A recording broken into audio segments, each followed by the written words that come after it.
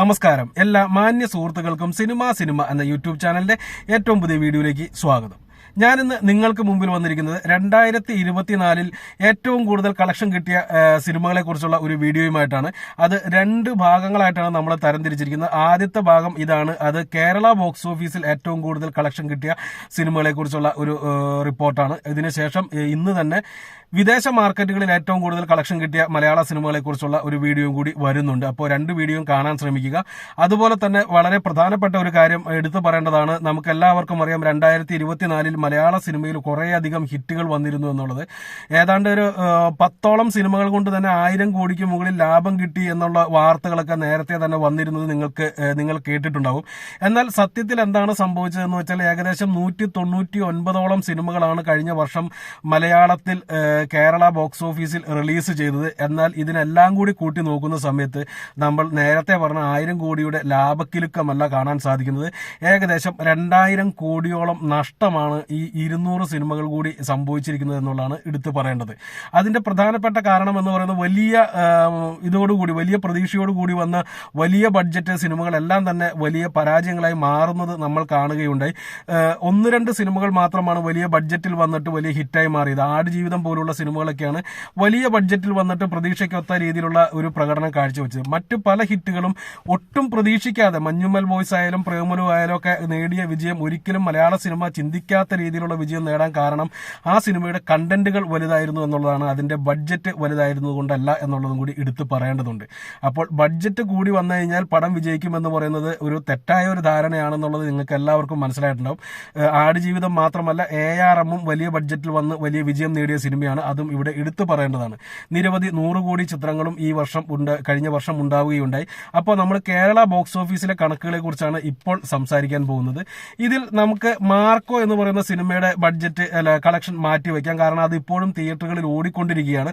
ഈ വായിക്കുന്ന പല സിനിമകളുടെയും കളക്ഷനേക്കാൾ മുകളിൽ ഇപ്പോൾ തന്നെ മാർക്കോ നേടിയിട്ടുണ്ട് എന്നുള്ള കാര്യം നിങ്ങൾക്കറിയാം. ഏകദേശം 40 കോടിക്ക് അടുത്തേക്ക് ചിത്രത്തിന്റെ കേരള ബോക്സ് ഓഫീസ് കണക്ക് വന്നിട്ടുണ്ട്. പക്ഷെ അത് ഇപ്പോൾ ഇതിനകത്ത് ഉൾപ്പെടുത്താൻ പറ്റത്തില്ല.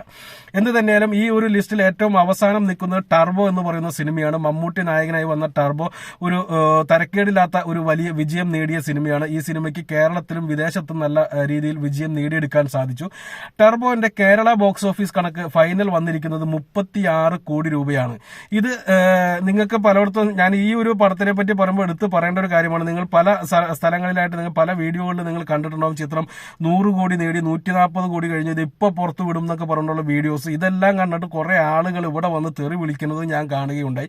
ഈ 100, 110, 120 കൊടുത്ത ആളുകളോട് തന്നെ നിങ്ങൾ ചോദിക്കുക ഇപ്പോൾ അതിന്റെ കണക്ക് എവിടെ കിടക്കുന്നു എന്നുള്ളത്. കാരണം അത് നിങ്ങൾ ചോദിക്കേണ്ടതാണ്. കാരണം അതിന്റെ പേരിൽ ഇവിടെ വന്ന് തെറി വിളിച്ച ആളുകളെങ്കിലും അതൊന്ന് അന്വേഷിക്കേണ്ടതാണ്. അന്നും ഞാൻ പറഞ്ഞു ഈ സിനിമയുടെ കണക്ക് ഏകദേശം 70 കോടി രൂപയുടെ അടുത്താണ് വന്ന് നിന്നതെന്ന്. നമുക്ക് ഇപ്പോൾ എല്ലാ സിനിമകളുടെയും കൃത്യമായിട്ടുള്ള കണക്കുകൾ ലഭ്യമായിട്ടുണ്ട്. അതായത് കേരള ബോക്സ് ഓഫീസ് കണക്ക്, മറ്റുള്ള സ്റ്റേറ്റുകളിൽ നിന്നുള്ള കണക്കുകൾ, അതുപോലെ തന്നെ വിദേശത്ത് നിന്ന് കിട്ടിയ കണക്ക്, ഇതെല്ലാം തന്നെ ഇപ്പോൾ പുറത്തു വന്നിട്ടുണ്ട് കഴിഞ്ഞ വർഷത്തെ. അതിൽ നമ്മൾ നോക്കുന്ന സമയത്ത് 73 കോടി രൂപയാണ് ടർബോന്റെ ഫൈനൽ കളക്ഷൻ കാണുന്നത്. ഇത് തന്നെയാണ് നമ്മൾ അന്നും പറഞ്ഞത്. ഏകദേശം 75 കോടിയോ മറ്റുമാണ് ഞാനും ഫൈനൽ കളക്ഷൻ വന്ന് പറഞ്ഞു നിന്നത്. ഞാൻ എല്ലാ പ്രാവശ്യം വീഡിയോ ചെയ്യുമ്പോൾ പറയാറുണ്ട്, കളക്ഷൻ വീഡിയോ ചെയ്യുമ്പോൾ പറയാറുണ്ട്, കൃത്യമായിട്ടുള്ള കണക്ക് നമുക്ക് ഒരിക്കലും ലഭ്യമാവുകയില്ല. പക്ഷെ ഞാൻ പറഞ്ഞിട്ടുള്ള എല്ലാ സിനിമകളുടെയും ബോക്സ് ഓഫീസ് കണക്കുകൾ ഫൈനൽ കണക്ക് വരുന്ന സമയത്ത് വലിയ മാറ്റമില്ലാതെ തന്നെ തുടരുന്നു എന്നുള്ളത് തന്നെയാണ് ഞാൻ ഫോളോ ചെയ്യുന്ന റൂട്ട് ഇപ്പോഴും ഫോളോ ചെയ്യാനുള്ള കാരണമെന്ന്. അത് ഞാൻ ഇപ്പോൾ ഇനിയും ഫോളോ ചെയ്യുമെന്ന് തന്നെ പറയുന്നു. ടർബോ 36 കോടി രൂപ കേരള ബോക്സ് ഓഫീസിൽ നിന്ന് നേടിയപ്പോൾ അതിനേക്കാൾ കുറച്ചുകൂടി കൂടിയ ഒരു തുക കിട്ടിയത് വർഷങ്ങൾക്ക് ശേഷം എന്ന് പറയുന്ന സിനിമയ്ക്കാണ്. ഒരു മൾട്ടി സ്റ്റാർ ചിത്രമാണ് അത് എന്നുണ്ടെങ്കിലും OTTയിൽ ഇറങ്ങിയതിനു ശേഷം വളരെയധികം നെഗറ്റീവ് കേട്ടു എന്നുണ്ടെങ്കിലും സിനിമയ്ക്ക് 38 കോടി 80 ലക്ഷം രൂപ കേരള ബോക്സ് ഓഫീസിൽ നിന്ന് മാത്രമായിട്ട് നേടിയെടുക്കാൻ സാധിച്ചു. ചിത്രം 100 കോടി നേടി എന്നുള്ള വാർത്തകളൊക്കെ പ്രചരിച്ചിരുന്നു. അത് തീർത്തും അസംബന്ധമായിട്ടുള്ള ഒരു കാര്യമാണ്. സിനിമ 100 കോടിയിലേക്ക് എത്തിയിട്ടില്ല എന്നുള്ളതും കൂടി ഇവിടെ എടുത്ത് സൂചിപ്പിക്കേണ്ട ഒരു കാര്യമാണ്. അടുത്തത് കിഷ്കിന്ദ കാണ്ഡം എന്ന് പറയുന്ന സിനിമയാണ്. കേരളത്തിൽ വളരെ പതിയെ തുടങ്ങി വളരെ വലിയ വിജയമായി മാറിയ സിനിമ. കേരളത്തിന് പുറത്തും തമിഴ്നാട്ടിൽ ഉൾപ്പെടെ വലിയ ചലനം സൃഷ്ടിച്ച ഒരു സിനിമയാണ്. വിദേശത്ത് നല്ല രീതിയിൽ കളക്ഷൻ നേടിയ സിനിമയാണ്. ചിത്രത്തിന്റെ ഫൈനൽ കളക്ഷൻ വന്നു നിന്നത് ഏകദേശം 75 45 കോടി രൂപയ്ക്ക് അടുത്താണ്. 41 കോടി 2 ലക്ഷം രൂപയാണ് കേരള ബോക്സ് ഓഫീസിൽ നിന്ന് സിനിമ നേടിയെടുത്തത്. അതൊരു വലിയൊരു അച്ചീവ്മെന്റ് ആണ്. 40 കോടിക്ക് മുകളിൽ വളരെ അപൂർവമായിട്ട് മാത്രമാണ് 2024 വരെ മലയാളത്തിൽ സിനിമകൾ കയറിയിട്ടുള്ളൂ കേരള ബോക്സ് ഓഫീസിൽ. അവിടെയാണ് ഇനി പറയാൻ പോകുന്ന എല്ലാ സിനിമകളും 40 കോടിക്ക് മുകളിൽ കളക്ഷൻ നേടി എന്ന് പറയുമ്പോൾ മലയാള സിനിമ കഴിഞ്ഞ വർഷം വലിയ വിജയമായിരുന്നു എന്നുള്ളതും കൂടി ഇവിടെ എടുത്ത് പറയേണ്ടതാണ്. ടോട്ടൽ ശതമാനക്കണക്ക് നോക്കുമ്പോൾ മോശമാണ് എന്നുണ്ടെങ്കിലും വിജയിച്ച സിനിമകൾക്ക് വലിയ രീതിയിലുള്ള വിജയം നേടിയെടുക്കാൻ സാധിച്ചു. അടുത്തത് ഗുരുവായൂർ അമ്പലനടയിൽ എന്ന് പറയുന്ന സിനിമയാണ്. ഗുരുവായൂർ അമ്പലനടയിലും ഈ പറഞ്ഞ പോലെ 100 കോടി നേടി എന്നൊക്കെ പറഞ്ഞുള്ള പോസ്റ്ററൊക്കെ നിങ്ങൾ കണ്ടിട്ടുണ്ടാവും. സിനിമ ഏകദേശം 85 കോടി രൂപയ്ക്ക് അടുത്ത് വന്ന് നിന്നു എന്നുള്ളതാണ് ഫൈനൽ കണക്ക് സൂചിപ്പിക്കുന്നത്. ഗുരുവായൂർ അമ്പലനടയിൽ കേരള ബോക്സ് ഓഫീസിൽ നിന്ന് 48 കോടി 2 ലക്ഷം രൂപയോളം നേടി. 48 കോടി രൂപ നേടി. 2 ലക്ഷത്തിന്റെ കണക്കാണ് എടുത്ത് കാട്ടിക്കളയാം. 48 കോടി രൂപ കേരള ബോക്സ് ഓഫീസിൽ നിന്ന് നേടി എന്നുള്ളതാണ് മനസ്സിലാക്കിയെടുക്കുന്നത്. അതുപോലെ തന്നെയാണ് ഇനി വരാൻ പോകുന്ന സിനിമകളെല്ലാം 100 കോടിക്ക് മുകളിൽ കളക്ഷൻ നേടിയ സിനിമകളാണ്. അടുത്തത് പ്രേമലു എന്ന് പറയുന്ന സിനിമയാണ്. പ്രേമലു എന്ന് പറയുന്ന സിനിമ ഈ പറഞ്ഞ പോലെ നസ്ലിന്റെ കരിയറിലെ വലിയൊരു ടേണിംഗ് പോയിന്റ് ആയിട്ട് തന്നെ വ്യാഖ്യാനിക്കാൻ സാധിക്കും. ഇനി അദ്ദേഹത്തിൻ്റെതായിട്ട് വരാൻ പോകുന്ന സിനിമകളും നല്ല ഒരു സ്റ്റാർ വാല്യൂവിലേക്ക് അദ്ദേഹത്തിന് ഉയർത്താൻ സാധിക്കുന്ന സിനിമകളാണെന്ന് വിശ്വസിക്കുന്നു. പ്രേമലു കേരള ബോക്സ് ഓഫീസിൽ നിന്ന് 62 കോടി 75 ലക്ഷം രൂപയോളം നേടിയെടുത്തിട്ടുണ്ട്.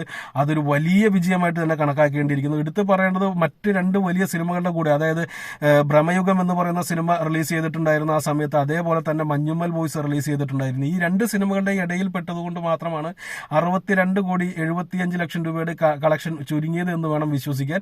അതല്ലായിരുന്നു എന്നുണ്ടെങ്കിൽ അതിനേക്കാൾ കൂടുതൽ കളക്ഷനിലേക്ക് ആ സിനിമ പോയേനെ എന്നുള്ളതും സത്യമാണ്. പക്ഷെ ഒരു ലോങ് റണ്ണ് കിട്ടിയ ചിത്രം കൂടിയായിരുന്നു പ്രേമലു എന്നുള്ളത് മറക്കാതിരിക്കുക.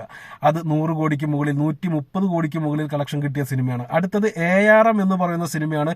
3D ചിത്രമാണ്. കളക്ഷൻ കാശ് കുറച്ച് കൂടുതലായിരുന്നു.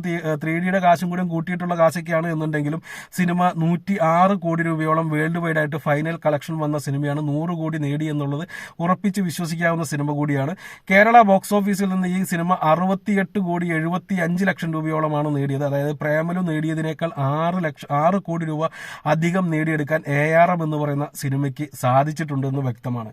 അടുത്തത് മഞ്ഞുമ്മൽ ബോയ്സ് എന്ന് പറയുന്ന സിനിമയാണ്. ഇപ്പോഴത്തെ മലയാളത്തിലെ ഇൻഡസ്ട്രി ഹിറ്റായിട്ട് നിൽക്കുന്ന മഞ്ഞുമ്മൽ ബോയ്സ് ആണ്. ഇത് പറയുമ്പോൾ ചില ആളുകൾ വന്നിട്ട് പറയും കേരള ബോക്സ് ഓഫീസിൽ ഇത്രയാണല്ലോ നേടിയത്, അതല്ലേ കണക്കാക്കുന്നത് എന്നൊക്കെ പറഞ്ഞു പറയും. ഈ ഇൻഡസ്ട്രി ഹിറ്റ് എന്ന് പറയുന്നതിന് വേണ്ടി കൃത്യമായിട്ടൊരു സ്ഥാപനമൊന്നും നടത്തുന്നില്ല ആരും. ഇത് വെച്ചിട്ട് ഇന്ന കാൽക്കുലേഷൻ വെച്ചിട്ടൊക്കെയാണെന്നുള്ളത്. കുറെ ആളുകൾ ഏറ്റവും കൂടുതൽ കളക്ഷൻ കിട്ടിയ സിനിമയെ ഇൻഡസ്ട്രി ഹിറ്റായിട്ട് വ്യാഖ്യാനിക്കുന്നു. ചില ആളുകൾ കേരള ബോക്സ് ഓഫീസിൽ ഏറ്റവും കൂടുതൽ കളക്ഷൻ കിട്ടിയ സിനിമയെ ഇൻഡസ്ട്രി ഹിറ്റായിട്ട് വ്യാഖ്യാനിക്കുന്നു. എന്ത് തന്നെയാലും ഏറ്റവും കൂടുതൽ കളക്ഷൻ കിട്ടിയ സിനിമ തന്നെയാണ് ഏറ്റവും വലിയ സിനിമ എന്ന് ഞാൻ വിശ്വസിക്കുന്നു. കേരള ബോക്സ് ഓഫീസ് എന്നോ വിദേശ മാർക്കറ്റ് എന്നോ ഞാൻ വിശ്വസിക്കുന്നില്ല. അത് വെച്ച് നോക്കുമ്പോൾ മഞ്ഞുമ്മൽ ബോയ്സ് തന്നെയാണ് ഏറ്റവും കൂടുതൽ കളക്ഷൻ കിട്ടിയ മലയാള സിനിമയായിട്ട് ഇന്നും നിലനിൽക്കുന്നത്. കേരള ബോക്സ് ഓഫീസിൽ കഴിഞ്ഞ കൊല്ലം ഈ സിനിമയ്ക്ക് 72 കോടി 2 ലക്ഷം രൂപ കളക്ഷൻ കിട്ടിയതായിട്ട് പറയപ്പെടുന്നു. 72 കോടി രൂപ കളക്ഷൻ കിട്ടിയ മഞ്ഞുമ്മൽ ബോയ്സിന് 60 കോടിക്ക് മുകളിൽ 63 കോടി രൂപയോളമാണ് തമിഴ്നാട്ടിൽ നിന്ന് കിട്ടിയത്. ഇതെല്ലാം കൂടി കൂട്ടുമ്പോൾ ഏകദേശം 243 കോടി രൂപ വിദേശത്ത് നിന്നും ഇന്ത്യയിൽ നിന്നും എല്ലാമായിട്ട് കളക്ഷൻ കിട്ടിയിട്ടുണ്ട് എന്നാണ് അറിയാൻ സാധിക്കുന്നത്. 300 കോടി കളക്ഷൻ കിട്ടി എന്ന് പറയുന്നത് പക്ക തള്ളു തന്നെയാണ് എന്നുള്ളതും കൂടി ഇവിടെ വ്യാഖ്യാനിക്കേണ്ടിയിരിക്കുന്നു. 243 കോടി രൂപയാണ് ചിത്രത്തിന്റെ ഫൈനൽ കളക്ഷനായിട്ട് ഇപ്പോൾ കാണിക്കുന്നത്. അടുത്തത് ആവേശം എന്ന് പറയുന്ന സിനിമയാണ്. വലിയ വിജയം നേടിയ സിനിമയാണ്. കേരളത്തിന് പുറത്ത് തമിഴ്നാട്ടിലും തെലുങ്കിലും എല്ലാം നല്ല ഒരു സ്വീകരണം കിട്ടിയ സിനിമയായിരുന്നു. OTTയിൽ ഇറങ്ങിയതിനു ശേഷം വലിയ രീതിയിലുള്ള പേരും പ്രശസ്തിയും നേടിയ സിനിമയാണ് ആവേശം എന്ന് പറയുന്ന സിനിമ. 76 കോടി 10 ലക്ഷം രൂപയാണ് കേരള ബോക്സ് ഓഫീസിൽ നിന്ന് ഈ സിനിമയ്ക്ക് നേടിയെടുക്കാൻ സാധിച്ചത്. അടുത്തത് കഴിഞ്ഞ വർഷം കേരള ബോക്സ് ഓഫീസിൽ ഏറ്റവും കൂടുതൽ കളക്ഷൻ കിട്ടിയ ചിത്രമാണ്. അത് ആടുജീവിതം എന്ന് പറയുന്ന സിനിമയാണ്. ആടുജീവിതം വേൾഡ് വൈഡ് ആയിട്ട് നോക്കുന്ന സമയത്ത് 158 കോടി രൂപയോളം നേടിയെടുത്തു. എന്നാൽ അതിലെ മേജർ കളക്ഷൻ വന്നിരിക്കുന്നതും കേരള ബോക്സ് ഓഫീസിൽ നിന്നാണ്. 79 കോടി 28 ലക്ഷം രൂപയാണ് ചിത്രത്തിന്റെ കേരള ബോക്സ് ഓഫീസ് കണക്ക്. അപ്പോൾ ഈ ഒരു നമ്മളിത് നോക്കുന്ന സമയത്ത് മാർക്കോ ഇപ്പോഴും കയറുന്നുണ്ട് എന്നുണ്ടെങ്കിലും മാർക്കോ എന്തെങ്കിലും ഈ 79 കോടിയെ മറികടന്ന് 80 കോടിയിലേക്ക് എത്തുമെന്ന് ഞാൻ വിശ്വസിക്കുന്നില്ല. പക്ഷെ എന്ത് തന്നെയാലും ഈ പ്രേമലുവിന്റെ 62 കോടി എന്നൊക്കെ പറയുന്ന ആ ഒരു റേഞ്ചിലേക്ക് ചിത്രത്തിന്റെ കളക്ഷൻ വരാൻ സാധ്യതയുണ്ട്. അതുകൊണ്ട് തന്നെ മാർക്കോയുടെ പേര് ഇപ്പോൾ പറയാതെ വിട്ടത് അതുകൊണ്ട് തന്നെയാണ്. ഓക്കെ, അപ്പോൾ അടുത്തൊരു വീഡിയോ ആയിട്ട് വീണ്ടും കാണാം. അതുവരെ നന്ദി, നമസ്കാരം.